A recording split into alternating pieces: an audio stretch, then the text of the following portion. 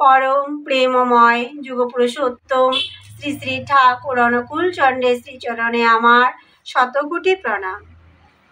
ইষ্টপ্রাণ দাদা এবং মায়েদের জানাই আমার আন্তরিক জয়গুরু। আমাদের আচার্যদেব সবসময় একটা কথা বলেন, সময়ের কাজ সময়ে করার জন্য। কালকের জন্য যদি আমরা কোনো কাজ ফেলে রাখি তা কালের কবলে চলে যায়, যা আমাদের জীবনের অগ্রগতির পথে ভীষণ বাধা। এটি একটি চিরন্তর সত্য কথা, যা আমরা সাধারণ মানুষ বুঝেও বুঝি না, জেনেও জানি না।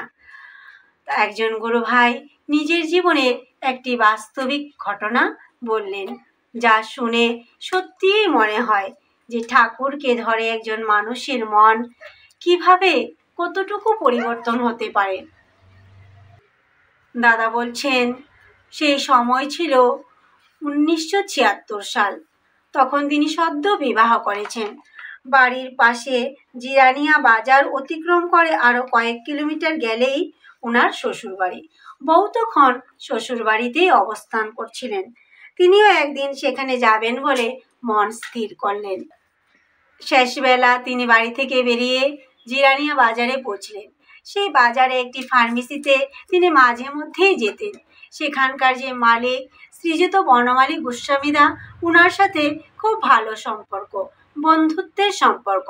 গোস্বামীদা বয়সে বড় বলে আমাদের গুরু ভাই ওনাকে দাদা বলে সম্বোধন করতেন। সেখানে প্রায়ই যেতেন, হাসি ঠাট্টা গল্প আনন্দ সবকিছুই উপভোগ করতেন। ঠিক যেদিন শ্বশুরবাড়ি যাবেন সেদিনও সেখানে গিয়ে উপস্থিত হলেন এবং শুরু হলো নানা গল্প। সেই যে ফার্মেসির মালিক গোস্বামীদা, তিনার দেশের বাড়ি ছিল পূর্ব পাকিস্তানের সিলেটে, তাই বলে ওনার ভাষাতে একটি আঞ্চলিক ভাষা লেগেই থাকে। উনি সেদিন বলতে লাগলেন আমাদের গুরু ভাইকে যে তোমরা সকালে টাকা পয়সা লইয়া কের ব্যবসা বাঁধাও, কে বিড়বিড় করিয়া কও। গোস্বামীদার এরকম কথা শুনে আমাদের গুরু ভাই ভালোভাবেই বুঝতে পারলেন যে ইনি আমাদের ইষ্টভৃতি সম্পর্কেই কথা বলছেন। আমরা যারা ভালোবাসি, ঠাকুরকে কিছু পরিমাণে বুঝি, তা আমরা প্রত্যেকেই ইষ্টভৃতি করি এবং তার 30 দিন অন্তর নিবেদনও করি। গোস্বামীদার এরকম কথা শুনে আমাদের গুরু ভাই মনে মনে ভাবছেন, হয়তো ইনি ঠাকুরের বিষয়ে কিছুই জানেন না, আর হয়তো বা জেনেও ঠাট্টা করছেন। তাই বলে তিনি ভাবলেন যে গোস্বামীদাকে আজকে ওনার ভেতরে যে প্রশ্ন তা ঠাকুরের ইষ্ট প্রসঙ্গের মাধ্যমে মীমাংসা করেই দেবেন। এই বলে তিনি শুরু করলেন ঠাকুরের কথা। আমাদের গুরু ভাই শুরু করলেন ইষ্ট প্রসঙ্গ, ঠাকুরের কথা বলতে লাগলেন গোস্বামীদাকে। তিনি ভাবছেন যে যত কম সময়ে ঠাকুরের কথা তিনি বেশি করে বলতে পারেন, কারণ তিনি বাড়ি থেকে বেরিয়েছেন শ্বশুরবাড়ির উদ্দেশ্যে। গোস্বামীদার সাথে কথা আলোচনা করে তিনি শ্বশুরবাড়ি যাবেন, বাসের অপেক্ষা করছেন। ঠাকুরের কথা যখন আমাদের গুরু ভাই বলছিলেন, ঠিক সেই সময়ে একটি ওএনজিসির গাড়ি ফার্মেসির সামনে এসে দাঁড়ালো। গাড়ির ড্রাইভার ডাকতে লাগলো, কে যাবে রানীর বাজার, কে যাবে আগরতলা। এইভাবে যখন ডাকছে তখন আমাদের গুরু ভাই ঠাকুরের কথা বলছিলেন এবং অসম্পূর্ণ অবস্থায় একটি গল্প রেখে তিনি পাও বাড়াচ্ছেন যে তিনি গাড়িতে চেপে এবার চলে যাবেন।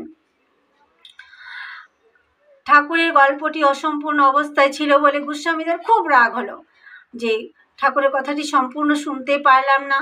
যেই না আমাদের গুরু ভাই গাড়ির পাওদানিতে পাও রাখবেন, ঠিক সেই সময় গোস্বামীদা বলতে লাগলেন, যা মর গিয়া।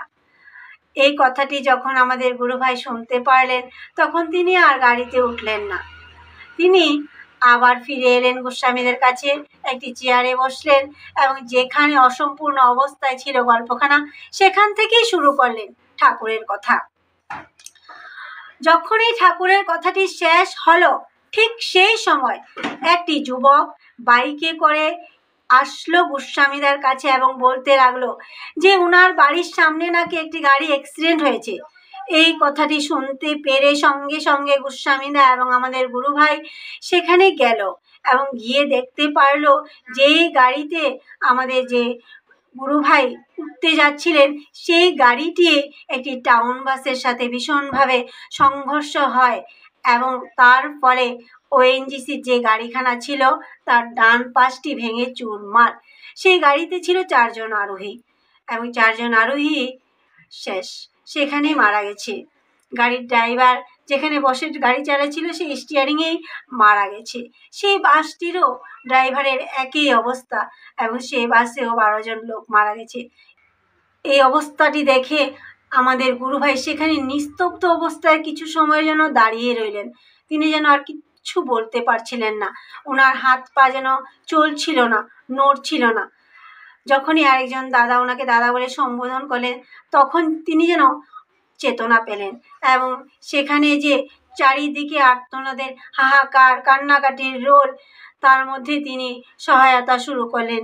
সেই যে দুরবস্থার মধ্যে যেগুলোর প্রাণ আছে কিংবা অর্ধমৃত প্রায়, সেখানে তিনি সহায়তা করতে লাগলেন। যখন সহায়তার কাজ সম্পূর্ণ হয়ে গেল, গোস্বামীদা আবার শুরু করলেন ঠাকুরের কথা আর বলতে লাগলেন আমাদের গুরু ভাইকে যে তোমার ঠাকুরের দয়া সত্যি প্রত্যক্ষভাবে দেখতে পেলাম, যে তিনি প্রত্যক্ষভাবে কিভাবে আমার চোখে আঙুল দেখিয়ে এবার দেখিয়ে দিয়েছেন তার দয়া। আর আমাদের গুরু ভাই নিজেকে একবার হতভাগা বলছেন, আবারও বলছেন যে আমরা যারা ঠাকুরের আশ্রিত, যা ঠাকুরের দয়া পেয়েছি, তা আমরা কোনোদিনই আর হতভাগা না, আমরা হতভাগা হতেই পারি না। এটা একটা অবিশ্বাস্যকর ঘটনা যে তিনি গাড়িতে উঠতে যাচ্ছিলেন, এই কথাটি শুনে, আমাদের গোস্বামীদের কথাটি শুনে তিনি গাড়িতে উঠলেন না। কিভাবে যে দয়াল, দয়া করে প্রাণ ভিক্ষা দিয়েছেন আর গোস্বামীদার চোখ খুলে দিয়েছেন ঠাকুর সম্বন্ধে। এরপর যখন গোস্বামীদার সঙ্গে যখন ওই আমাদের গুরু ভাইয়ের আলাপ আলোচনা হতো, কেবলমাত্র কথাবার্তা হতো ঠাকুরের, ঠাকুর বিনা আর কোনো কথাই হতো না। সত্যি একজন মানুষের মন ঠাকুরকে ধরে কিভাবে যে পরিবর্তন হয়, এই গল্পগুলির মাধ্যমেই বোঝা যায়। যদি এই গল্পখানি তোমাদের ভালো লাগে তাহলে প্লিজ আমার চ্যানেলটিকে সাবস্ক্রাইব করে দিও এবং একটা লাইক করে দিও। সকলকে আমার জয়গুরু।